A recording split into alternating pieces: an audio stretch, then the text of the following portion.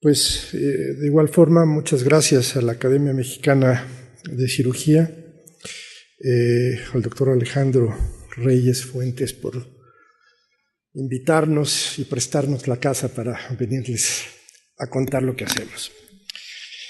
Bueno, de la anedonia al algos, al dolor, y lo que les voy a presentar ha sido el producto de casi 4 años de trabajo en el cual han intervenido mucha gente. Manuel Ortega Legazpi como investigador asociado, Lucía Magis también, Ariel Graf Guerrero en una instancia primera del proyecto estuvo con nosotros, así como Camilo de la Fuente.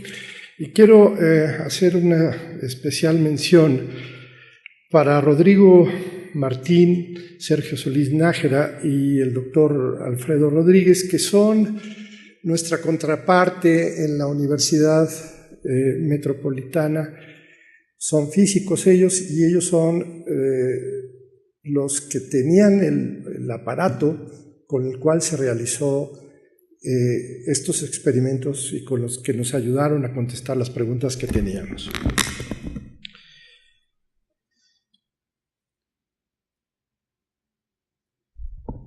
¿A dónde se codifica el dolor central?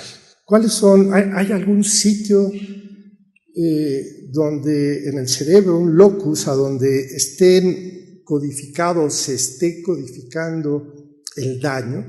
La Asociación Internacional para el Estudio del Dolor, la IASP, dice que el dolor es un mecanismo de alarma que nos alerta del daño real o potencial al individuo. Pero ¿qué pasa cuando este daño ya fue hace mucho tiempo y sigue prendida la alarma del dolor? Que es el caso del dolor neuropático, el caso de tener una lesión directa en el sistema nervioso que produce dolor de largo plazo y que ya no está relacionado al evento de la lesión. Bueno, en años recientes, y debido justamente a los estudios con resonancia magnética funcional, al advenimiento de poder ver qué sitios en el cerebro se están activando cuando hay estímulos dolorosos, nos hemos dado cuenta que el sistema límbico juega un papel muy importante para la parte afectivo-cognitiva del dolor. Aquí es justamente en donde le damos percepción al dolor, la connotamos con qualia, o sea, podemos ya decir que es un dolor con tales características y que está en tal sitio y que dura tanto. Este sistema límbico, como todos ustedes saben, está formado de manera muy importante por la ínsula, por la amígdala del lóbulo temporal, por supuesto por el hipocampo y por una parte de la corteza. De manera importante es esta pared entre los dos hemisferios, que es la corteza del cíngulo, y en especial la corteza del cíngulo anterior. Bueno, los cirujanos sabían muy bien, desde los fines de los 40 y los 50, que tener o hacer una lesión justamente en el cíngulo anterior generaba en el paciente, de hecho estas lesiones se hacían en pacientes con dolor refractario a tratamiento farmacológico y que además estaban prácticamente desahuciados. Entonces, para mejorar su calidad de vida, de su última parte de la vida, se sabía que lesionando esta parte, el paciente identificaba el dolor, sabía dónde estaba, pero ya no le importaba. Es decir, le habían desconectado la parte afectiva negativa, esta parte desagradable que conlleva la alarma del dolor. Con esto en mente se hizo un experimento que en ese momento fue muy importante y sigue siendo importante hasta la fecha, sigue siendo citado por el grupo de Rainville en Canadá en 1997. Esto no es resonancia magnética, sino es PET, y es de oxiglucosa, es decir, aquí lo que nos está diciendo es qué grupos neuronales están activándose cuando hay un evento. ¿Cuál es el evento? Bueno, aquí el evento es, te voy a estimular la mano con temperatura y la estimulación que yo te estoy dando es desagradable. Eso le dijeron a un grupo de pacientes con inducción hipnótica, y al otro grupo los estimularon exactamente con la misma temperatura y le dijeron esto es más desagradable. Entonces esas eran las condiciones. Y resulta que a los que les dijeron más desagradable, se activó más el cíngulo anterior que a los que les dijeron que era menos desagradable, a pesar de que el estímulo psicofísicamente era exactamente el mismo. Este estudio por primera vez hace cuantitativo y además le da sitio a algo tan subjetivo como el desagrado. Y el desagrado que está relacionado en particular con el dolor.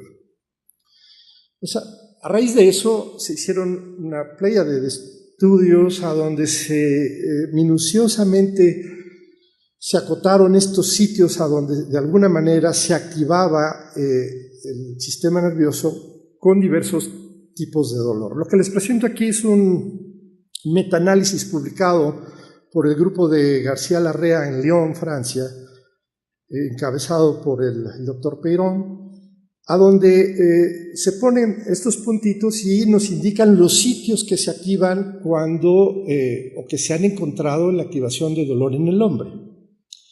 Por supuesto, entonces está la corteza anterior del cíngulo, por supuesto está el tálamo, los ganglios basales, el cíngulo, la ínsula, perdón, e inclusive la parte de los núcleos del cerebelo. De tal manera que tuvimos la herramienta para explorar el dolor primero en el hombre, y en los animales nos llegó más tarde, y nos llegó más tarde porque tecnológicamente era mucho más difícil. Fíjense que los primeros estudios de resonancia magnética funcional en animales los tenemos con el grupo de Tuor en el 2000, a donde se le pone formalina en una pata a la rata y vemos que también hay una activación muy precisa del cíngulo anterior. En el 2006 el grupo de GES con estimulación térmica pasa exactamente lo mismo. Más recientemente tenemos estudios de dolor visceral en el cual también se activa el cíngulo anterior. La tecnología entonces nos dio esta posibilidad muy recientemente, y entonces con esto en mente nosotros quisimos preguntar una de las afecciones más importantes que hay, que es la denervación, y que se hace en algo las amputaciones, evidentemente las amputaciones traumáticas, pero hay una condición clínica que es mucho más frecuente y que deja unas secuelas enormes, que es el pie diabético, que hay que amputar y que posteriormente ese paciente sigue teniendo dolor y sigue teniendo dolor fantasma. Esta condición de denervación no se había realizado y queríamos saber si esta condición también activaba los mismos núcleos que se activan con la termonocicepción, o sea, con el calor, con la mecanonocicepción, y cuál es la dinámica que hay justamente en este sentido. Bueno, pues gracias a los colegas de la Universidad Metropolitana que nos prestaron el juguete, pudimos meter a ese resonador de 7 teslas a nuestro animal preparado. No voy a entrar en muchos detalles, simplemente les diré que había un dispositivo para poder denervar a esta rata adentro del resonador y para poderla estimular con temperatura en la pata. Por supuesto, el animal estaba anestesiado con isoflorano y entonces la primera pregunta que se ocurre es, bueno, si estaba anestesiado y tenía ese animal ahí metido y quietecito, ¿cómo iba a expresar el cerebro dolor? Bueno, porque el nivel de anestesia que utilizamos, que es isoflurano, que es un gas anestésico entre el 2 y el 2.5%, hace que el animal esté, en términos generales, anestesiado, pero que el nivel de dolor que se le puede producir hace que se activen estos núcleos. Entonces la pregunta es muy simple. ¿A la rata le duele? La respuesta es sí. ¿El dolor es insoportable? La respuesta es no. Estos son nuestros resultados. Estas son rebanadas de los sitios de interés para cada uno de... Y tenemos los sitios de interés, es decir, la corteza anterior del cíngulo en la parte superior, la corteza somatosensorial primaria en el segundo renglón, el tálamo en el tercer renglón, la corteza de la ínsula y finalmente el área tegmental ventral. Todos sitios que se activan importantemente cuando existe activación dolorosa. Tiempo menos 15 es el momento donde nosotros tenemos termonocicepción. Pasamos un líquido caliente alrededor de la pierna, de la pata de la rata, y como podemos ver hay una activación muy importante de todas estas estructuras. Y tiempo cero es el momento en el que nosotros denervamos. Y al denervar, lo que vemos es que se activan inclusive con más intensidad. Aquí lo podemos ver. ¿No?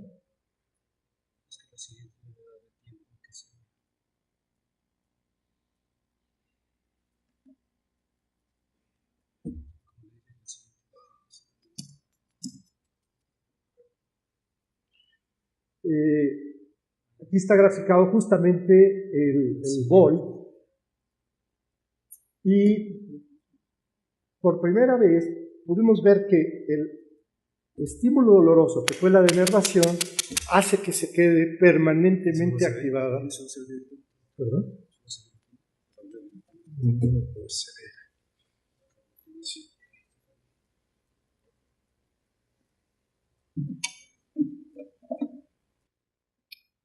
Bien, mientras se soluciona esto, de hecho entonces este estudio nos permitió ver por primera vez que hay lo que se llama un estado permanente de dolor después de la denervación. De hecho, una de las cosas importantes que se logró hacer es la fusión. Estas máquinas, las máquinas a donde... Muchas gracias. Bueno, como podemos ver, a pesar de que aquí se denervó, no, sigue el diablo metido ahí, a lo largo de 75 minutos la activación de estas zonas queda presente. Bien, esta es la reconstrucción tridimensional de todo el volumen de los 5 sujetos. Y lo que les quería enseñar finalmente, que creo que esto no nos va a dejar.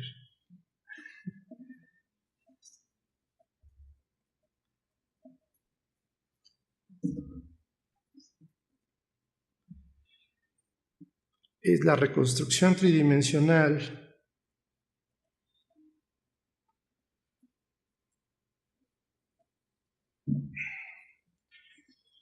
en tiempo cero.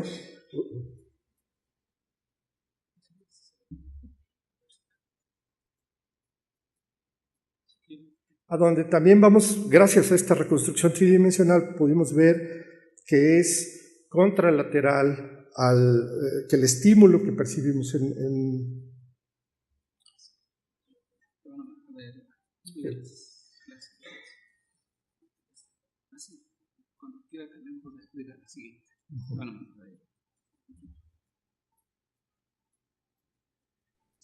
se puede ver todos los sitios que están activados, predominantemente del sitio contralateral a la lesión del nervio.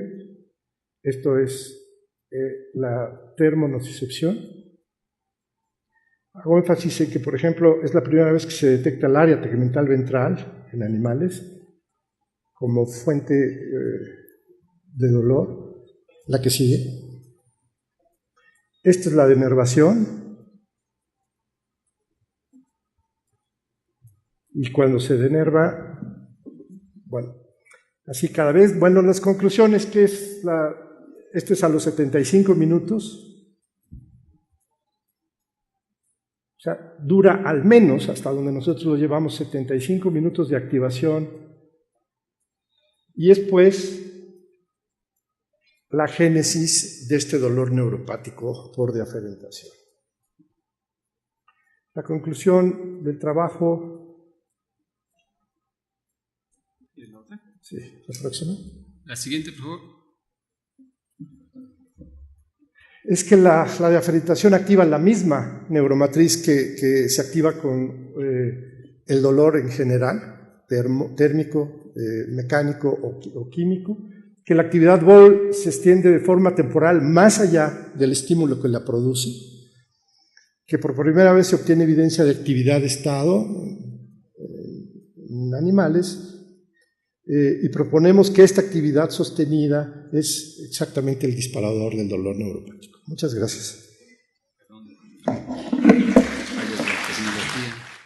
Para Rodrigo Martín, Sergio Solís Nájera y el doctor Alfredo Rodríguez, que son nuestra contraparte en la Universidad Metropolitana, son físicos ellos, y ellos son los que tenían el aparato de la anedonia al algos, al dolor. Y lo que les voy a presentar ha sido el producto de casi 4 años de trabajo, en el cual han intervenido mucha gente. Manuel Ortega Legazpi como investigador asociado, Lucía Magis también, Ariel Graf Guerrero en una instancia primera del proyecto estuvo con nosotros, así como Camilo de la Fuente. Y quiero hacer una especial mención, pues de igual forma, muchas gracias a la Academia Mexicana de Cirugía, al doctor Alejandro Reyes Fuentes por invitarnos y prestarnos la casa para venirles a contar lo que hacemos. Bueno, con el cual se realizó estos experimentos y con los que nos ayudaron a contestar las preguntas que teníamos.